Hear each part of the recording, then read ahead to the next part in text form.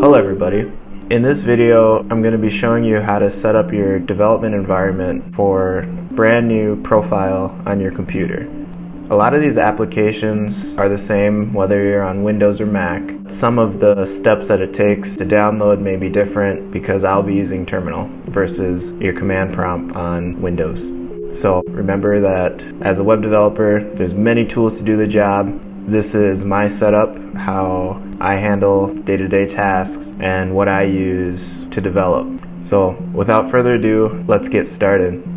The first thing we want to download is Brew. And what that is it's a package manager for your Mac. Essentially, a package manager has all of the different applications that you may need to install. Everything that we're going to need moving forward will come from Brew, whether that's for Python packages. You can download things for Firefox, or in our case, we're going to be downloading Node. It will download it, install it on your computer, and you'll be able to use all the commands of that package once it's installed. For development, I usually like to create a development folder within my structures, so then whether you're downloading applications from GitLab, GitHub, whatever the repository is, I like to separate those different folders, and then when you have personal projects, those as well. So what we're going to do is make a development folder right on our home drive. So if we cd into development, now we want to set up a directory for GitLab, set up a directory for GitHub, and then I create a local directory. So now I have these three folders. So if you're not familiar with Terminal, what I just did was create 3 different folders to house my different coding repositories that I may have. mkdir, it just makes a directory. That's what that literally stands for. So it's the same as coming into here and doing new folder test. So if I did that and I ls, now I have a test folder. But we're gonna be in the home directory and install Brew at this point. So copy and paste that. So those will make sure that it goes out and grabs everything you need. Okay, so what Brew is telling us is that it's going to execute all these commands and create a bunch of folders within our home directory under our user profile. So when we hit enter, it's going to start.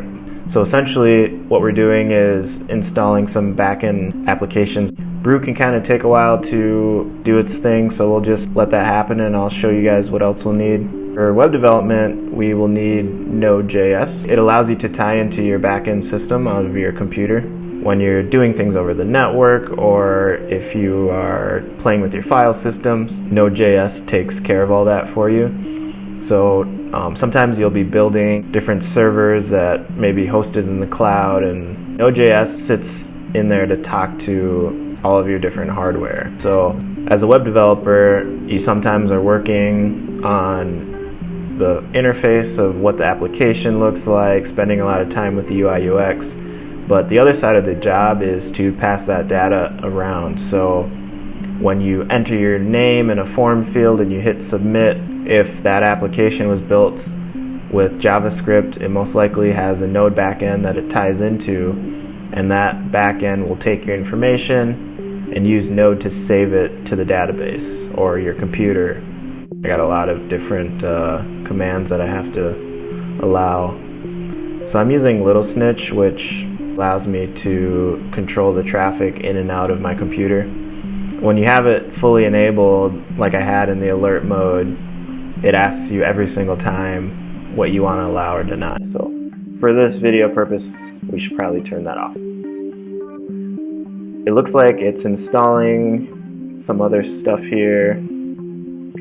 So usually when you run Homebrew, you always have to update it.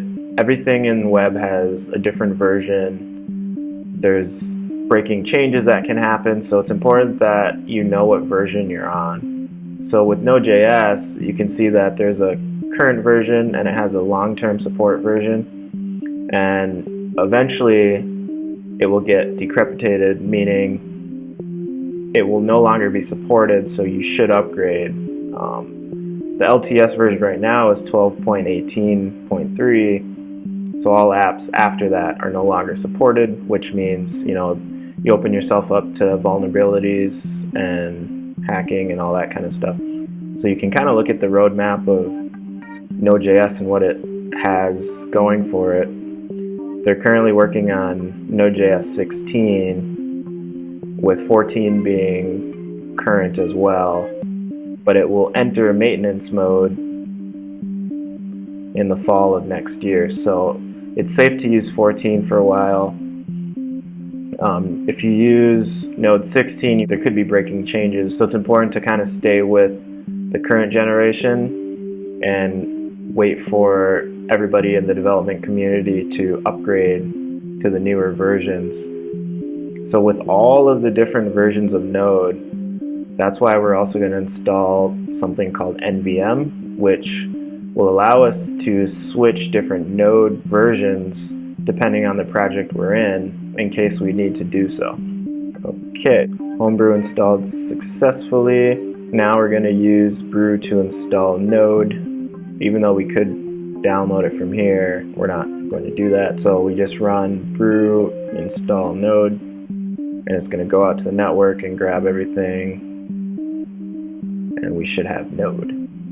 If you want to familiarize yourself with Node.js, you can head over to the documentation page. So on this page, you'll be able to look at the different API references, which will have all the documentation you need to work with Node.js, and you can check out specific versions of Node if maybe you're running on a legacy version and you want to know how to do something. Won't get into ES6, but the API reference is where you can go in and look at all of the different documentation you will need for anything you're doing with Node. So as you can see, it handles a lot of stuff. I don't know, so there's different, you can go into your file system and do some of the same things that we were doing in terminal, but in code. So open and close your directories, or if you have to zip things and convert things into other file types, Node can help you do all of that. And if it doesn't, there's other packages out there that will use Node and they built on top of it to help. Okay, so Node is installed now. We'll also want to install Firefox, which is what I use primarily. I think Mozilla has done a really good job with it, and they're always improving. If you're on Android, I recommend downloading the Firefox preview, the nightly build. You can see all the new features of Firefox. Granted, it's a developer build of it, so warning. But it's kind of cool that there's a lot of features that Firefox offers that other browsers don't necessarily have, and they try to improve a lot, so it's good. Okay, so now that we have Firefox open, we downloaded Node.js, we installed Brew. The next thing we want to do is install NVM so that when we're dealing with different projects and it has a different version of Node, we're not worried about it. So we'll do Brew install NVM, and I'll take you to the website to kind of see what it looks like. So NVM has a lot of commands that you can use to install specific versions of Node. You can set default versions. You can set different scripts. That version is installed prior to running specific commands. So you can check out the documentation. I'll make sure to link this stuff so you guys can have access to all of it. Okay, so we have NVM installed. Now that we have that, we want to make sure that we install vscode. I come from a Microsoft background dealing with Visual Studio. That's how you work with all the .NET packages to run C++ and C#. And VS Code kind of came out of that. It is more of a lightweight version built by Microsoft to compete with Atom and different text editors that are out there. You can install different plugins and packages and make your IDE more powerful. Okay, so this is the home screen of Visual Studio Code. I'm going to download a few of the key packages here to get started. This is your folder structure of VS Code. As we made those folders in the past, now we can open them up and get ready for development. So this is going to be local development. We'll open that up. There's nothing there. So you can just create a simple file in here and it will follow the folder structure you have. So VS Code, you can search for anything in a project. It has a really nice find and replace feature. You can even use regex. Here's where you will set up your repository, and when you set up for debugging, there's different scripts that you can set up in VS Code to debug on Chrome or Firefox or just whatever version you need. And this is where you can download different extensions. I recommend Docker. I like using it to navigate Docker better than the desktop app. Beautify is how you pretty your code, formatting, tab spaces. Leave a comment. Let me know which one you guys are. ESLint, that's to find issues in your JavaScript. If you're typing a function and it's not following a specific standard that you've defined, it'll give you warnings and errors, things like not having try catches, not returning errors properly, not defending object looping with an if statement, all that kind of stuff. So let's do some of the cool ones first. So go into themes. The nice thing is it will preview themes for you, and I think I'm going to go with Dracula. Want to get ESLint like I mentioned. YAML-lint is always helpful. It's nice to be able to format and read your YAML. So this debugger will be for Firefox, and then there's a Chrome one here as well. Another helpful VS Code extension is being able to SSH into servers when you're in the cloud, or maybe you have a local server at home. And this one's built by Microsoft. When you deploy out different Docker containers, you can just remote into them and see that the application's running or debug, that kind of stuff. So it will actually open up another window, and it sits down here to let you know where you are. One that I found that's pretty cool not too long ago is brackets. It'll help you distinguish where your brackets are. Sometimes, when you have super nested code, it can be a hassle to know what you're looking at.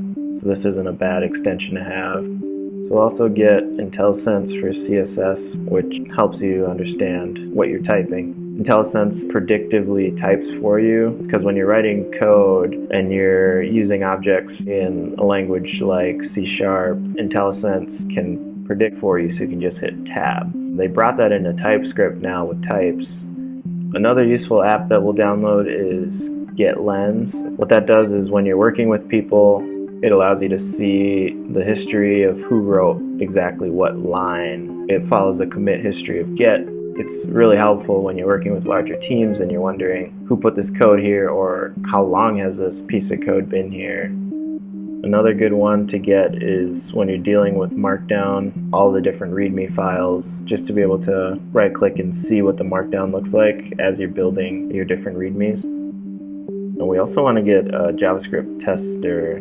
So this is one I've used, Code Runner. It will allow you to right click on your code and then run it. And all these install right away. You don't have to restart, it just works. So now that we have some of those extensions installed, specifically the runner, I'll just show you quickly how you can run the code.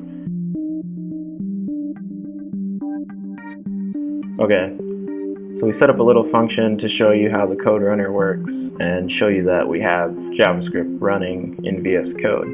So with Code Runner, it'll run everything in the file when you right click and just run code. And if there's a specific piece of code you want to run, you can just highlight it, right click, run that piece. So we have JavaScript working. I think that's enough to get you started with VS Code and some of the web development stuff that you need for your computer. Now I'm going to get into a few of the different browser things that you may need or you may want as a web developer. So if we come back to Firefox, one of the things I like to use is Badger. Badger is a privacy add-on for Firefox that will let you know when someone is trying to use your cookies, and you can block everything on a specific website if you want. If you do block everything, just be careful, because some of those things won't work, like sign in with Google or Facebook. So if you just want to leave cookies, you should be good though. Another extension that I use is HTTPS Everywhere. And what this does is it allows HTTPS encryption on all websites. And if it doesn't have it, you can deny going to that website. Another Chrome add-on that I like to use is Momentum. It gives you a nice wallpaper every morning with a little quote. You can set mantras. And if you have the paid version, it will allow you to set different tasks. I also enjoy the Facebook container. Facebook has different add-ons used to track you, so I appreciate having that. DuckDuckGo Essentials will give you a rating of websites you go to. The other extension that I would use is private internet access. It's important that you always have a VPN. In my opinion, everything tracks you. It's the only way you can really go nowadays. I highly recommend getting private internet access. There's over 20 different connections you can make across multiple countries, and it's really good for when you're overseas as well. Sometimes you need to jump on a VPN just to do things like pay your bills or whatever. So it's interesting how blocked the internet really is once you're in a different country. I highly recommend everyone has a VPN. There'll be a link in the description. I've been using private internet access for years. I never have any latency issues. It is a really good company to work with. They've always been helpful. When I was trying to set up a VPN on my router, it's running into some issues. There's help that you can get if you need it. But for the most part, you get it, put it on your devices, and just let it run. Okay guys, I think that really does it for our video. What we did was we went through the steps of having a fresh computer with no programming stuff on it before, and we installed that. What we first did was install Brew. That is our package manager to install different applications for your computer. Brew is very important for the Mac to function as a developer, in my opinion. Then we went ahead and installed Node. So NodeJS is how we talk to our computer with JavaScript, whether we're doing file system stuff or networking things. You build apps on Node.js. We installed NVM to manage our packages of different types of Node. So as I mentioned, when you're running through different applications, your package.json will have a specific Node version. If your computer is not on that Node version, you need to download it. And you use NVM and set it as your current version to allow that application to run. From there, we installed Firefox. That's my browser of choice. I showed you some of the add-ons that I like. And then we also went through setting up vscode. So vscode is our IDE, which stands for Integrated Development Environment.